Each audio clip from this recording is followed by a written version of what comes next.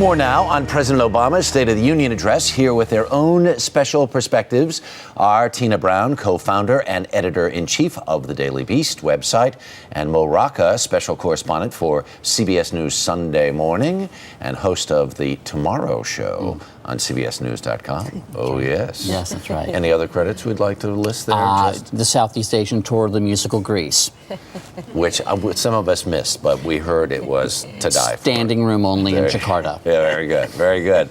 Speaking of theater, the State of the Union address last night, people get very excited.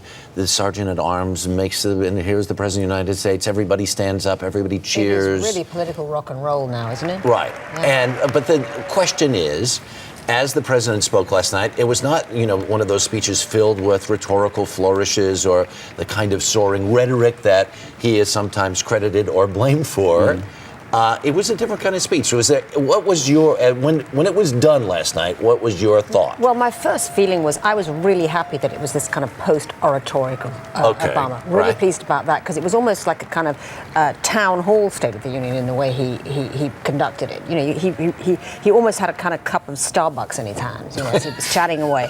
That was kind of brilliant of him, because he knew he was going to be got, on that whole windy speech stuff. Sure.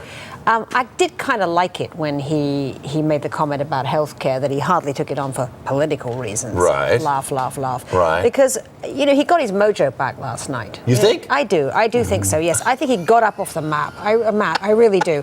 He was fun. I mean, he was twinkly. He kind of had to be, really, because what else can you do but kind of laugh at the state of horror that we're in? Yeah, Mo, you don't think he was fun or twinkly? No, I don't. I thought on substance I'd have to compare it to the iPad. It was a step in sort of a new direction, but not really. Right. I really didn't think there was much there. And he does rousing really well if he wants to. The biggest reaction he got was from Supreme Court Justice Sam Alito. Right. It was, he didn't get much else. That was a little kind of weird little judicial Joe Wilson moment, wasn't it? Well, everybody knew what was coming ahead of time. We got a little bit of a preview, and the president is basically sort of castigating the Supreme Court for making this decision that giant corporations and whoever can raise as much money as they want to has the First Amendment right to spend it however they want to on election advertising. And Sam Alito was like, huh? SCOTUS explodus. Yeah. He was upset there.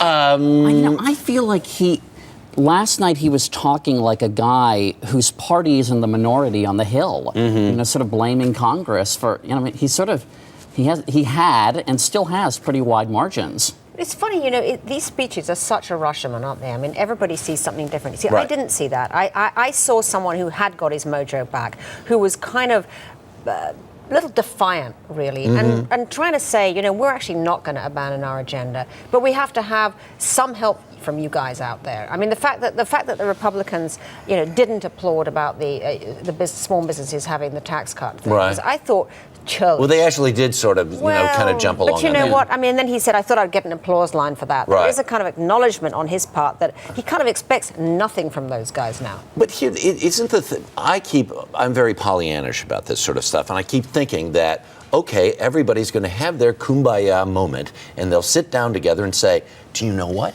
Unemployment in the country is over 10%, 17% in terms of real unemployment, and people are struggling, and there's a problem, and won't we all come together for the good of the country? That was what the preamble to the speech was last night. But it is such a toxic atmosphere now. The question really now is, what can he do now to sort of try to shake that? I think people together? Yeah, because, when John McCain then goes on afterwards and said he blew his bipartisan moment, does anybody really believe that? I mean, it seems to me that there really wasn't a desire in any way to cooperate with him in any sense, and now it's locked in. And I don't know what you get now that he's lost that seat in Massachusetts.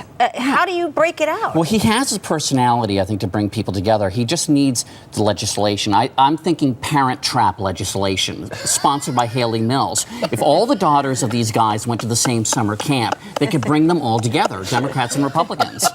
That might be the key. And the other great thing is, though, is the Michelle... Joe Biden's teeth. They are so Let us white. just talk a minute about Joe Biden's teeth. I was blinded Blinded. by his Second in teeth. command, first in pearly brightness. I mean, it's crazy. He and Nancy Pelosi looked like Steve and Edie back there. They were so toothy. It's true. They looked like they were going I to was break out into hypnotized song. by it as well. I'm so glad you brought She it jumped up a lot. She really, she has a spring in her step. She like, there's an applause line. Keeping her young. Oh, golly. Well, Well, I mean, but I did think the mojo was there. Please, I mean, let's accept that at least he wasn't, this.